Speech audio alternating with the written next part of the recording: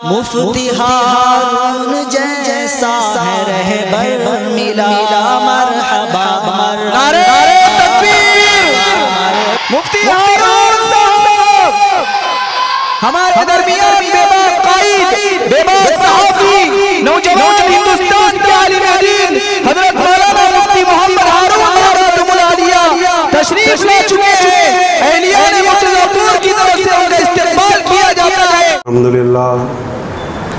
अल्हम्दुलिल्लाह नहमदुहु व नस्तईनुहु व नस्तगफिरुहु व नु'मिनु बिही व नतवक्कलु अलैहि व नऊज़ु बिल्लाहि मिन शुरूरि अनफुसिना व मिन सय्यिआति अमालिना।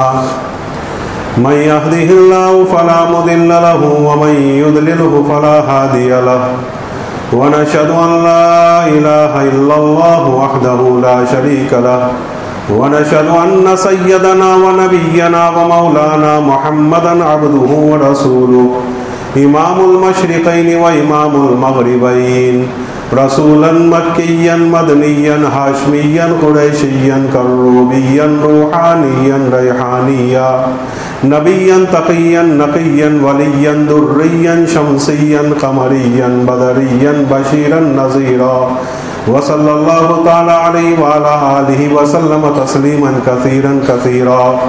अम्मा बादु फ़अऊज़ु बिल्लाहि मिनश शैतानिर रजीम। बिस्मिल्लाहिर रहमानिर रहीम। वश्शम्सि वदुहाहा वल्क़मरि इज़ा तलाहा वन्नहारि इज़ा जल्लाहा वल्लैलि इज़ा यग़शाहा वस्समाइ वमा बनाहा वल्अर्दि वमा तहाहा वनफ्सिन वमा सव्वाहा फ़अल्हमहा फ़ुजूरहा व तक़वाहा क़द अफ़लह मन ज़क्काहा व क़द ख़ाब मन दस्साहा। वक़ाल नबी सल्लल्लाहु अलैहि वसल्लम मन हफ़िज़ सुन्नती अकरमहुमुल्लाहु बिअरबइ ख़िसालिन अल मुहब्बतु फ़ी क़ुलूबिल बररह वल हैबतु फ़ी क़ुलूबिल फ़जरह वस्सिकतु फ़िद्दीन वस्सअतु फ़िर्रिज़्क़। सदक़ल्लाहु मौलानल अज़ीम व सदक़ रसूलुहुन नबियुल करीम। जब इश्क सिखाता है आदाब खुदागाही, जब इश्क सिखाता है आदाब खुदागाही, खुलते हैं गुलामों पर असरार शहंशाही। अत्तार हो रूमी हो गाजी हो ग़िज़ाली हो, कुछ हाथ नहीं आता बे आहे सहरगाही। ऐ ताइरे लाहोती उस रिज़्क़ से तो मौत अच्छी, आई ताइरे लाहोती उस रिज़्क़ से तो मौत अच्छी, जिस रिज़्क़ से आती हो परवाज़ में कोताही। मोहतरम भाइयों दोस्तों बुजुर्गों, हज़रत वाला का हुक्म हुआ चंद बातें आपके सामने मैं अर्ज़ कर दूँ, वरना बड़े बड़े उलमाए किराम बैठे हमारे, उनके सामने मैं तो तिफ़्ल मक्तबी हूँ। अलगर्ज़ हज़रत का हुक्म हुआ अल हुक्म फ़ौक़ल अदब, इसको मद्देनज़र रखते हुए चंद बातें आपके सामने अर्ज़ कर दूँ। हम बहुत दूर से आए हैं और बहुत दूर जाना है। आलम अरवाह से आए हैं और आलम बरज़ख में जाना है। और जब आए तो हम जैसे आए वैसे ही जाना है। खाली हाथ आए खाली हाथ ही जाना है। नंगे आए थे नंगे ही जाना है। सबसे पहला कपड़ा हमारा सफ़ेद था, आखिरी कपड़ा भी हमारा सफ़ेद होगा। हमारा जो पहला कपड़ा था बग़ैर जैब का था, आखिरी कपड़ा भी जो होगा वो भी बग़ैर जैब का होगा। और हमारा पहला मकाम हमारे दादा हमारे बाप हज़रत आदम और हज़रत हव्वा हमारी माँ का मकाम जन्नत था, और इंशाअल्लाह आखिरी मकाम भी हम सबका जन्नत ही होगा। नुज़ातुल मजालिस में मेरी नज़र से एक बात गुजरी कि किसी ने सवाल किया कि दुनिया के अंदर जन्नत की कोई नज़ीर है, जन्नत की कोई मिसाल है? तो उस आलिम ने, उस राहिब ने जवाब दिया कि हाँ, माँ का पेट जन्नत की नज़ीर है। माँ के पेट में जब तक इंसान रहता है, जब तक बच्चा रहता है, वो जन्नत में ही होता है। और बच्चे को जिस चीज़ की ख्वाहिश होती है, अल्लाह ताला उसके माँ के दिल में वो बात डाल देता है। उसको कोई मीठा खाने की ख्वाहिश होती है तो अल्लाह ताला उसकी माँ के दिल में डालता है, तुझे मीठा खाना है। वो मीठा खाती है, उससे खून बनता है और वो बच्चा पीता है।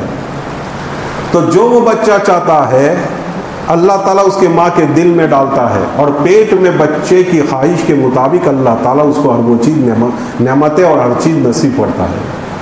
इसलिए उस आलिम ने कहा कि जन्नत की नज़ीर माँ का पेट है। तो हमारा पहला मकाम माँ का पेट जन्नत है, आखिरी मकाम भी हमारा इंशाअल्लाह जन्नत होगा।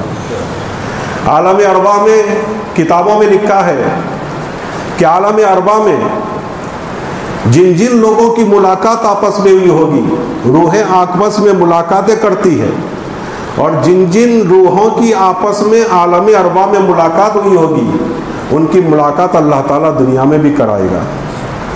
हजरत की आमद और हजरत की बरकत से हम सब आज जमा हुए हैं, और आलम अरबा में इसी तरह हम जमा हुए होंगे, एक दूसरे से मिले होंगे। तो अल्लाह ने दुनिया में भी मिला दिया, और अल्लाह की ज़ात से उम्मीद है कि इंशाअल्लाह जन्नत में भी हम सबको मिला देगा। अलगर्ज़, मैंने एक आयत शरीफा आपके सामने पढ़ी।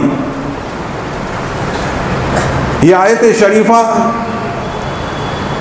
सूरत की चंद आयतें हैं, उसमें हमारे दिल का तज़किया, अपने आप की इस्लाह, अपने आप को बनाना, अपने आप की इस्लाह करना कितनी अहम चीज़ है कि अल्लाह ताला जब कुरान पूरा कर रहा था तो आखिर में इस जिक्र को लाया कि इंसान का तज़किया, इंसान अपने नफ्स पर काबू, अपने नफ्स की इस्लाह कितनी ज़रूरी है।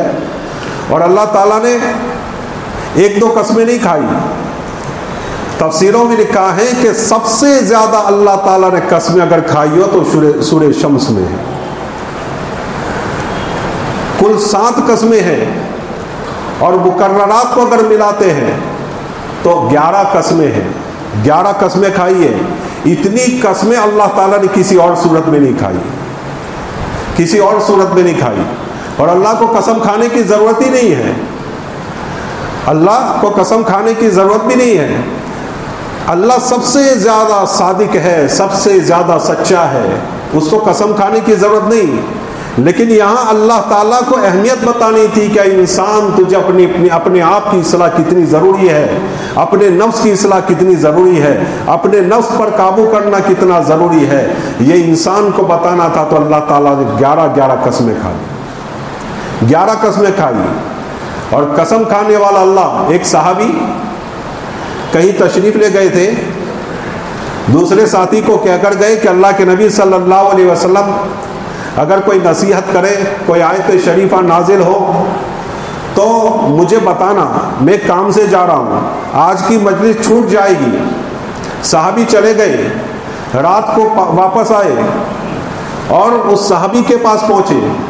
सहाबा किराम रज़ियल्लाहु ताला अन्हुम अजमाइन में अपनी इस्लाह, अपने आप की, अपने नफ्स की इस्लाह, अपने दिल का तज़किया, इल्म हासिल करने की इतनी लगन थी और इतना शौक़ था कि सहाबा किराम रज़ियल्लाहु ताला ज़र्रा भी नहीं चूकते थे, ज़र्रा बराबर भी नहीं चूकते थे।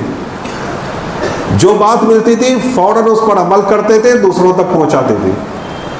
और बल्लिगू अन्नी वलौ आया पर पूरा अमल करते थे सहाबा किराम रज़ियल्लाहु अन्हुम। और बहुत सारे अरबों को जो दावत और तबलीग में जुड़े हुए हैं, उनको देखा अक्सर एक हदीस सुनते हैं, फ़ौरन उठकर जाते हैं, किसी को बता कर आ जाते हैं। हमने बहुत सी मरतबा ये देखा, अरबी लोग हदीस सुनते हैं, हदीस को सुनने के बाद फ़ौरन किसी के पास जाएंगे और कहेंगे आज मैंने हदीस ये लिखी है, आज मैंने ये हदीस सुनी है। हालांकि सामने वाले को अरबी नहीं आता, वो गुजराती है या उर्दू है, उसको आता वाता नहीं है, लेकिन वो सुना देते हैं। नहीं, अल्लाह के नबी ने कहा है बल्लिगू अन्नी वलवाया, पहुंचा देते हैं। तो सहाबा किराम का ये ज़ौक़ था, सहाबा किराम का ये शौक़ था कि अल्लाह के नबी सल्लल्लाहु अलैहि वसल्लम की बातों को याद करना और दूसरों तक पहुंचाना, उस पर अमल करना। साहबी फ़ौरन उस साहबी के घर गए, अपने साथी के पास, पूछा कोई बात आई है, कोई आयत शरीफा नाजिल हुई है, अल्लाह के नबी सल्लल्लाहु अलैहि वसल्लम ने कोई हदीस बयान फरमाई है? कहा कि एक आयत शरीफा नाजिल हुई है और अल्लाह ने कसम खाई है उसमें। तो साहबी कहने लगे कि कौन बदबख्त ऐसा है कि मेरे अल्लाह की बात नहीं मानता, मेरे अल्लाह को कसम खानी पड़ी, मेरे अल्लाह को कसम खानी पड़ी कि कौन है वो बात नहीं मानता, मेरे अल्लाह को कसम खाने की क्या ज़रूरत ये। लेकिन अल्लाह कसम खा रहा है, क्यों? बता रहा है इंसान को कि तेरे दिल की, तेरे नफ्स की इस्लाह कितनी ज़रूरी है। 7 कसमें खाई और मुकर्ररात को मिलाते हैं तो 11। वश्शम्सी वदुहाहा, वश्शम्सी वदुहाहा, कसम है सूरज की और उसकी रोशनी की।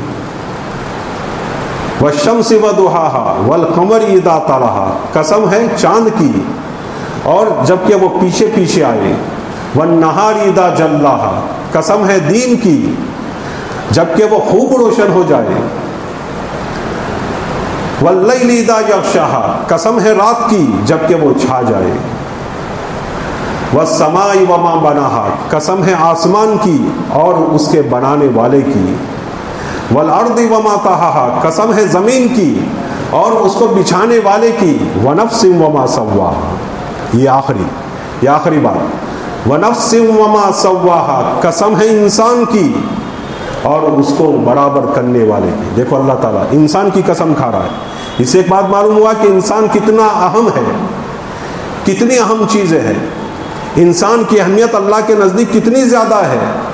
सूरज बड़ी चीज़ है, उसकी रोशनी बड़ी चीज़ है, चांद बड़ी चीज़ है, चांद बड़ी चीज़ है, ज़मीन बड़ी चीज़ है, आसमान बड़ी चीज़ है।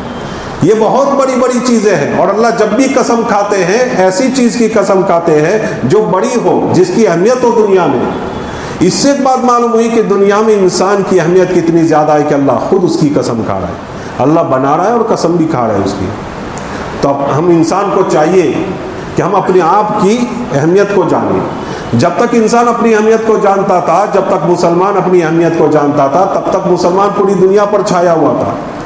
लेकिन जब से मुसलमान ने अपनी कीमत को घटा दिया, अपनी पहचान को छोड़ दिया, अपनी पहचान को छोड़ दिया, तो लोगों ने भी अपनी पहचान को छोड़ दिया कि मैं मोमिन हूँ, मैं क्या हूँ, मुझे अल्लाह ने क्या दर्जा दिया है, मुझे अल्लाह ने क्या मकाम दिया है। जब मुसलमान अपना मकाम भूला तो पूरी दुनिया ने उसको भुला दिया।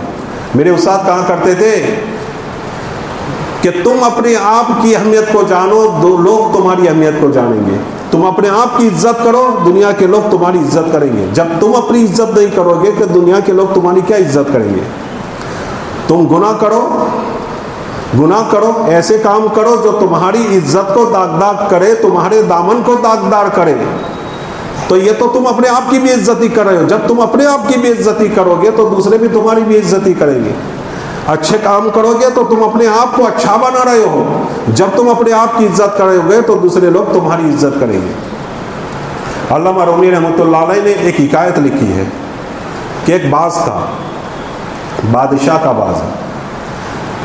ये बादशाह का बाज, वो उसको पालता था, खिलाता था, पिलाता था।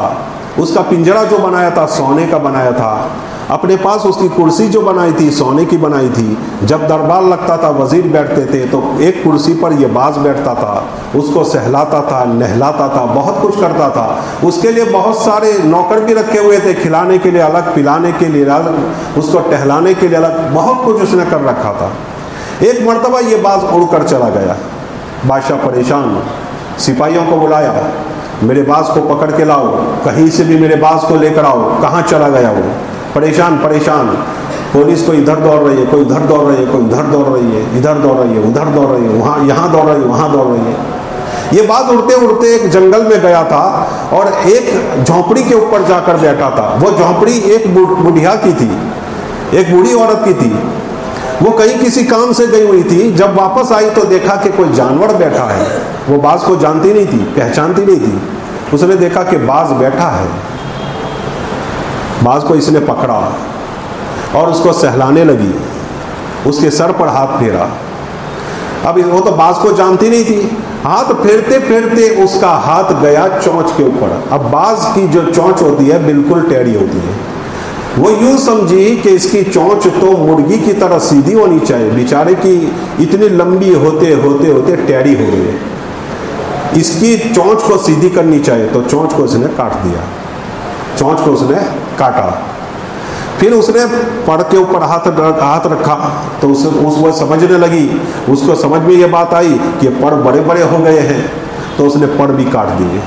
नाखून को देखा तो नाखून भी बड़े, हालांकि उसके नाखून बड़े ही होते हैं, लेकिन इसको मालूम नहीं था, इसको कोई समझ नहीं थी, उसने नाखून भी काट दिए, यहाँ तक कि वो उड़ने से माजूर हो गया। अब ये पुलिस वाले दौड़े दौड़े दौड़े दौड़े इधर उधर दौड़ते दौड़ते उसी झोंपड़ी में पहुँच गए। बाज को देखा तो उसकी हालत बड़ी ख़राब, उड़ने के लायक ही नहीं रहा, उसकी शक्ल ही पहचानी नहीं जाती। बाज को लिया, बुढ़िया को पकड़ा, उस बूढ़ी औरत को पकड़ा और लेकर बादशाह के पास पहुँचे। बादशाह को कहा कि ये औरत है जिसने आपके बाज की यह हालत की है, देखो इस बुढ़िया को, इस बूढ़ी औरत को सख्त से सख्त सज़ा देनी चाहिए। बादशाह ने कहा कि नहीं, इसको सज़ा न दो, इसको इनाम दो और वापस करो, इस बुरी औरत को इनाम दो और वापस करो। बुरी औरत को इनाम दिया गया और उसको वापस किया और कहा कि कसूर इसका है, कसूर उस बुढ़िया का नहीं है, कसूर इस बाज का है कि बाज ने अपनी औकात को नहीं जाना, बाज ने अपनी अहमियत को नहीं जाना कि मैं कौन हूँ। ये बादशाह का बाज था, लेकिन इसने अपनी पहचान छोड़ दी, इसने अपनी इज्जत नहीं की, इसने अपने आप को भुला दिया। कसूर इस बाज का है, बाज को सजा देनी चाहिए। चुनांचे एक ढोल वाले को बुलाया और एक बड़े बांस वाले को बुलाया और उसने कहा कि इस बाज को बांस के ऊपर बिठाओ और तमाम गांव के चौराहों पर जाओ और ढोल बजाओ। जब लोग जमा हो जाए तो कहो कि ऐ लोगों, देखो ये बाज, उसकी हालत देखो, ये बादशाह का बाज था, लेकिन इसने अपनी पहचान को खो दिया, इसने अपनी अहमियत को नहीं जाना, तो उसकी हालत ये हुई। जो इंसान अपनी अहमियत को नहीं जानेगा उसकी हालत भी यही होगी। हज़रत अल्लामा रूमी रहमतुल्लाह अलैह ने आखिर में उसका फ़ायदे में लिखा है, उसका खुलासा लिखा है कि जो मुसलमान अपनी अहमियत को नहीं जानेगा उसका अंजाम यही होगा। आज पूरी दुनिया में मुसलमान का क्या हाल है मुझे बताने की ज़रूरत नहीं। अल्लाह ताला दुआ करें, हज़रत वाला मौजूद है, दुआ करें कि अल्लाह ताला फ़लस्तीन के मुसलमानों की हिफाजत फरमाए और दूसरे भी जहाँ कई हालात हैं वो सब कुछ जानते, मुझे ज़्यादा कुछ बताने की ज़रूरत नहीं, हर चीज़ से आप वाकिफ़ हैं अल्हम्दुलिल्लाह। उलमाए किराम यहाँ बैठे हुए हैं। अलगर तो मैं अर्ज़ कर रहा था कि अल्लाह ताला क्या कह रहा है, फ़अल्हमहा फ़ुजूरहा व तक़वाहा। 11 कसमें खाने के बाद अल्लाह ताला कह रहा है कि हमने इंसान को बदी और अच्छाई का इल्हाम कर दिया, अच्छाई और बुराई का हमने उसको समझने दी कि ये अच्छी चीज़ है, ये बुरी चीज़ है, इसको करोगे तो जहन्नम में जाओगे और इसको करोगे तो जन्नत में जाओगे। इसकी अकल हमने दे दी है। फिर आगे क्या कह रहा है अल्लाह ताला, क़द अफ़लह मन ज़क्काहा व क़द ख़ाब मन दस्साहा। क्या कहा अल्लाह ताला ने, जिसने अपने दिल को साफ कर लिया, जिसने अपने आप की इस्लाह कर ली, अफ़लह, वो कामयाब हो गया। क्या कहा, युफ़्लिहु या यफ़लहु, ये नहीं कहा कि कामयाब होगा, अल्लाह ताला गारंटी दे रहा है कि वो कामयाब हो गया। 11 कसमें खाने के बाद अल्लाह क्या कह रहा है, वो शख्स कामयाब हो गए जिसने अपने आप की इस्लाह कर दी। और वक़द ख़ाब मन दस्साहा, और जिसने अपने नफ्स को बिगाड़ दिया, अपने आप को गुनाहों में मुलविस कर दिया, अल्लाह की नाफरमानियों को अंदर लग गया, नबी सल्लल्लाहु अलैहि वसल्लम की सुन्नतों को खो दिया, वो आदमी वक़द ख़ाब, क्या फरमाया, वो नाकाम हो गया।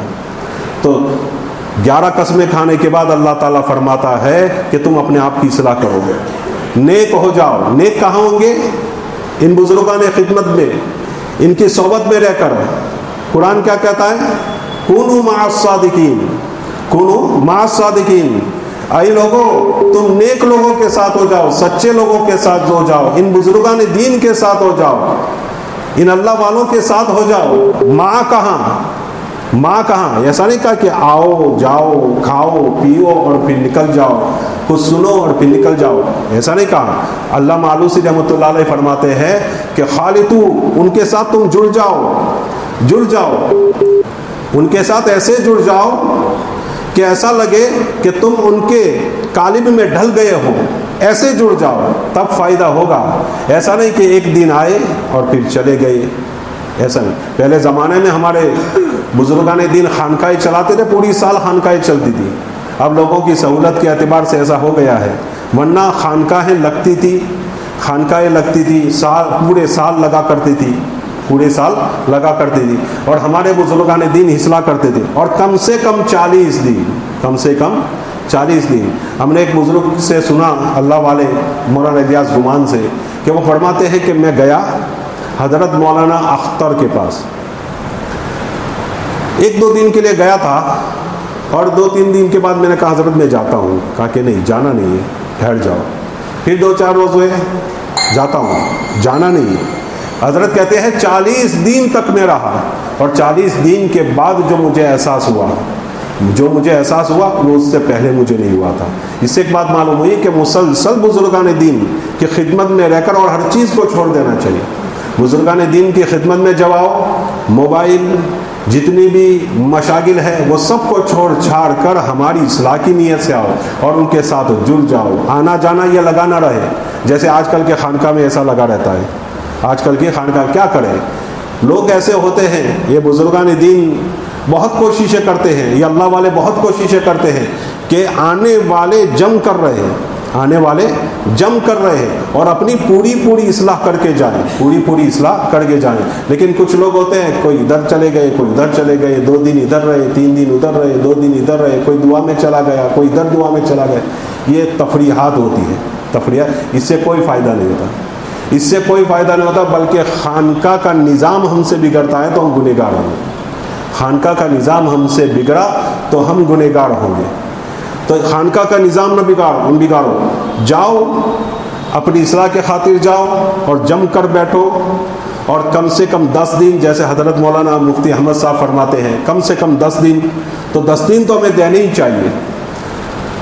अल्लाह जज़ाए खैर दे हमारे बुजुर्गान दीन को कि दूर दूर से चल कर आते हैं और हमारी इस्लाह करते हैं। पहले ज़माने में ऐसा नहीं था, पहले ज़माने में तो दूर दूर से लोग आते थे, अफ़गानिस्तान से आते थे, कहाँ से लोग चल कर आते थे, ईरान से आते थे, कोई आता था अजमेर शरीफ, कोई आता था दिल्ली में हमारे बहुत सारे बुजुर्गान दीन थे, वहाँ आकर इस्लाह करते थे। एक वाक़या मुझे याद आ गया, हज़रत मिर्ज़ा जाना रहमतुल्लाह अलैह वुज़ू कर रहे थे, अफ़गानिस्तान से 2 नौजवान इस्लाह की गर्ज से आए। दोनों वुज़ू करते का उनको मालूम नहीं है कि हज़रत मिर्ज़ा जाना रहमतुल्लाह अलैह बैठे हुए हैं। वुज़ू करते करते कहते हैं कि ये मस्जिद का हौज हमारी मस्जिद के बड़ा होगा या छोटा होगा,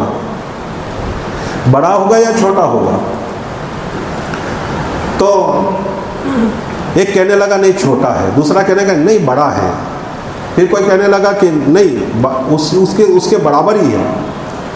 हज़रत मिर्ज़ा जाना रहमतुल्लाह अलैह सुन गए, मस्जिद में चले गए। नमाज के बाद उन लोगों ने मुलाकात की और कहा कि हज़रत हम इस्लाह की गर्ज से आए हैं और आपकी खानका में रहना चाहते हैं। हज़रत ने कहा कि यहाँ से निकलो, जाओ अफ़गानिस्तान, अपनी मस्जिद का जो हौज़ है उसको नाप कर आओ, फिर यहाँ की मस्जिद का हौज़ नापो, बराबर है कि नहीं, फिर आपको हम इजाज़त दे दें यहाँ रहने की, फिर हम आपको इजाज़त देंगे यहाँ रहने की। देखो निकाल दिया हज़रत ने। यानी वो लोग थोड़ा भी लग़वियात को पसंद नहीं करते थे, हमारे बुजुर्गान दीन थोड़ा भी लग़वियात को पसंद नहीं फरमाते थे। एक अल्लाह वाले थे, बहुत सालों से उनके पास एक आदमी रहता था इस्लाह की गर्ज से। जब साल गुजर गए, अल्लाह वाले के दिल में आया कि इसको खिलाफत देनी चाहिए, अब इन्होंने सोचा कि पहले खिलाफत देने से पहले मेरे एक साथी है जो बड़े अल्लाह वाले हैं, ज़रा जांच पड़ताल के लिए उनके पास भेज दो। जांच पड़ताल के लिए उनके पास भेजा, रोका लिखा कि ये जो शख्स आया हुआ है मेरा मुरीद है, इतने साल हमारी खानका में रहा है, मैंने उसकी इस्लाह की है, करीब से देखा है, बहुत कुछ उसका उसके दिल का तस्किया हो चुका है, उसकी इस्लाह हो चुकी है। मैं खिलाफत देना चाहता हूँ, ये आदमी खिलाफत के लायक है या नहीं। रुका लेकर गया उस बुज़ुर्ग की खानका में, ख़त दिया। अल्लाह वाले ने पूछा, पढ़ा, पढ़ने के बाद पूछा, भाई शादी हो गई आपकी? शादी हो गई? कहा कि हाँ हज़रत शादी हो गई और 2 बच्चे भी हैं। रुका के पीछे लिखा ये खिलाफत के लायक नहीं है। क्या कहा? लिखा ये खिलाफत के लायक नहीं है, बहुत बोलता है, बहुत बोलता है। क्या बहुत बोलता है? उसको पूछा था शादी हो गई, तो उसको बोलना चाहिए था हाँ मेरी शादी हो गई, 2 बच्चे, ये नहीं बोलना चाहिए था। तो इसने बोल दिया 2 बच्चे हैं, बहुत बोलता है, खिलाफत के लायक नहीं है। खानका ये होती है, खानका ऐसी होती है। तो हमारे बुजुर्गान दीन की जो ये खानका लगती है, अल्लाह इनको जज़ाए खैर दे, दूर दूर से आकर हमारी इस्लाह करते हैं, हमारी इस्लाह करते हैं। इसलिए इन खानका में जब हम आए तो अपने आप को बहुत मोहताती से रखें, अपने आप को बहुत एहतियात से रखें, एहतियात बरतें। कोई ऐसी चीज़ ऐसी ना हो जिसकी वजह से हमारी इस्लाह में फ़र्क आ जाए, हमारे नफ्स पर बोझ पड़ जाए, हमारे नफ्स पर, कहते हैं ना हदीस पाक में आता है, कोई आदमी कोई बुराई करता है तो उसके दिल पर नुक्ता पड़ जाता है काला, तौबा कर लेता है तो वो साफ़ हो जाता है, तौबा नहीं करता तो फिर वो नुक्ता बढ़ता रहता है। दूसरा गुनाह किया उसके बाजू में दूसरा नुक्ता, तीसरा गुनाह किया उसके पास में एक तीसरा काला नुक्ता, यहाँ तक कि उसका दिल काला हो जाए, फिर उसको तौबा की तौफीक नहीं होती, तौबा की तौफीक नहीं होती। इसलिए इन लगवियात को ऐसी मजालिस में जब आए तो बिल्कुल छोड़ कर आए। जैसे मोबाइल है, मोबाइल में बहुत सारे लोग होते हैं कि जो खानका में आने के बाद जब मजलिस ख़त्म होती है बाहर जाकर न मालूम कैसे कैसे, हमने ये सारी चीज़ें देखी। यहाँ नहीं, मैं यहाँ की बात नहीं करता, ये मेरी दिमाग में दूसरी जगहों की बातें आ रही है, मैं दूसरी जगहों की बातें यहाँ रखता हूँ ताकि यहाँ ऐसे खुराफात ना हो। मोबाइल वगैरह किस्म किस्म के मनाजिर देखते हैं, ये हमारी आंखों से ये सारी चीज़ें देखी हुई है। तो इन चीज़ों से हमें बचना चाहिए, इससे हमारे बुजुर्गान दीन की तौहीन भी होती है, बेअदबी भी होती है, और बेअदबी बड़ी ख़तरनाक चीज़ है। अल्लाह के नबी सल्लल्लाहु अलैहि वसल्लम की खिदमत में एक शख्स आता था और जब अल्लाह के नबी कोई बात करते थे तो वो खाली यूँ करता था, ये यूँ। अल्लाह के नबी सल्लल्लाहु अलैहि वसल्लम की नज़र पड़ गई, अल्लाह के नबी सल्लल्लाहु अलैहि वसल्लम की नज़र पड़ गई। हदीस की किताबों में लिखा है अल्लाह ताला ने उसको उस बीमारी में मुब्तला कर दिया। बेअदबी, बुजुर्गान दीन की बेअदबी नहीं होनी चाहिए, मजालिस की बेअदबी नहीं होनी चाहिए, जिस मकाम पे ये खानका वगैरह लगती है उसकी बेअदबी नहीं होनी चाहिए, बहुत एहतियात के साथ रहना चाहिए। और हो सके तो मोबाइल अपने घरों पर छोड़ कर आए। मोबाइल ये बहुत बड़ा दज्जाल है। अल्लाह के नबी सल्लल्लाहु अलैहि वसल्लम ने फरमाया क़यामत से पहले पहले, बड़े दज्जाल से पहले छोटे छोटे दज्जाल नमूदार होंगे। ये मोबाइल है ना, मोबाइल ये छोटा दज्जाल है, इस बड़े दज्जाल से पहले आया हुआ है। इसमें हमारे नौजवान बिगड़ते ही जा रहे हैं, बिगड़ते ही जा रहे हैं। आप देखें आजकल मैच का ज़माना चल रहा है, वर्ल्ड कप चल रहा है। अब हम तो देखते हैं ये सारी चीज़ें। मसाजिद में आप देखें जब ये बड़ी टीमें होती है तो पिछली सफ़े बिल्कुल खाली होगी। भाई कहाँ गए ये सब? रोज़ाना तो आते हैं, आज कहाँ गए? आज मैच है, इंडिया पाकिस्तान का मैच है, इसका फलां का मैच है। तो ये सब खुराफात है। इस खुराफात की वजह से हमारे नौजवान बिगड़ रहे हैं। एक तरफ हमारे भाई किस्म किस्म की तकलीफ़ों में है, परेशानियों में है, कैसे कैसे हालात से गुजर रहे हैं। और यहाँ मुसलमान क्या कर रहे हैं? यहाँ मुसलमान अय्याशा कर रहे हैं, यहाँ मुसलमान खुराफात में मुब्तला है।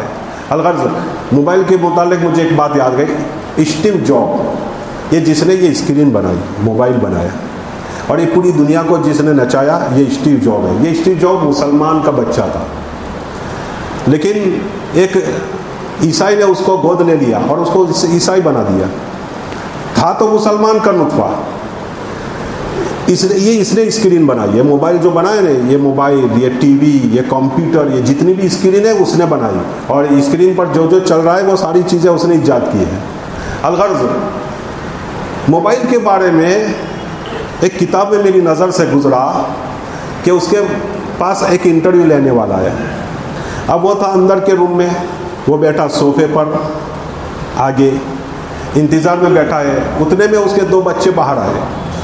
तो उसने सोचा कि स्टीव जॉब के बेटे जो आईफोन वगैरह का मालिक है, दुनिया का मालदार तरीन इंसान है, और ये बड़ी बड़ी कंपनियां आईफोन और वगैरह एप्पल वगैरह उसका मालिक है, तो उनके पास जो मोबाइल होगा उसके बच्चों के पास, वो तो दुनिया का सबसे कीमती तरीन मोबाइल होगा, और अभी वो वर्जन जो दूसरों के पास नहीं होंगे वो उसके बच्चे के पास होंगे।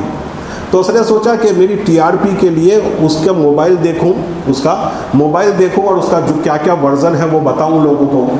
तो उसने बच्चों से पूछा कि तुम्हारे पास कौन सा मोबाइल है, तुम्हारे पास कौन सा मोबाइल है। इतने में उसका बाप बाहर आ गया, कहने लगा क्या पूछा तुमने मेरे बच्चों से? कहा कि कौन सा मोबाइल है, तो तू क्या समझता है? तो मैं समझता हूँ कि इनके पास दुनिया का बेहतरीन से बेहतरीन मोबाइल होगा। नहीं, मैंने अपने बच्चों को मोबाइल नहीं दिया, छोटा सा मोबाइल दिया है कि कुछ काम और ज़रूरत पड़े तो इससे फ़ोन कर लेना। मैंने इनको कहा है जब तक तुम्हारा एजुकेशन मुकम्मल नहीं हो जाएगा तब तक तुम्हें फ़ोन नहीं दूंगा। ये गैर है, लेकिन इससे हमें कुछ बातें सीखनी भी चाहिए। तो हमारे बच्चों को ये जो मोबाइल हम देते रहे, और हमारे ये नौजवान जो मोबाइलों के साथ खेलते हैं और किस्म किस्म की खुराफात करते हैं, ये इससे हमारी दुनिया भी ख़राब होती है और दीन भी ख़राब होता है, हमारी आखिरत भी ख़राब होती है और हमारी दुनिया भी ख़राब होती है। अलगर्ज़ में अर्ज़ कर रहा था कि अल्लाह ताला ने हमें ये तौफ़ीक दी है, अहले बड़ौदा वालों को, हज़रत वाला हमारे यहाँ भी आया करते हैं, अल्लाह ताला इनको जज़ाए खैर नसीब फरमाए। तो ये इनका आना जाना हमारे यहाँ लगा रहता है। लॉकडाउन के बाद पहली मरतबा आए, हमने कई मरतबा इनको दावत भी दी है। इंशाअल्लाह गोधरा भी तशरीफ़ लाएंगे, आप हज़रात को भी वहाँ तशरीफ़ लाना है। अलगर्ज़ ये अल्लाह वाले हमारे लिए बहुत मेहनतों के बाद, बहुत ही कोशिशों के बाद, बहुत ही फ़िक्रों के बाद, बहुत ही दुआओं के बाद हमारे यहाँ तशरीफ़ लाते हैं। इनकी हमें कदर करनी चाहिए और जो हुक्म वो हमें इनायत फरमाए उस हुक्म पर चलना चाहिए। अल्लाह ताला हमें कई सुनी बातों पर अमल करने की पूरी तौफीक नसीब फरमाए।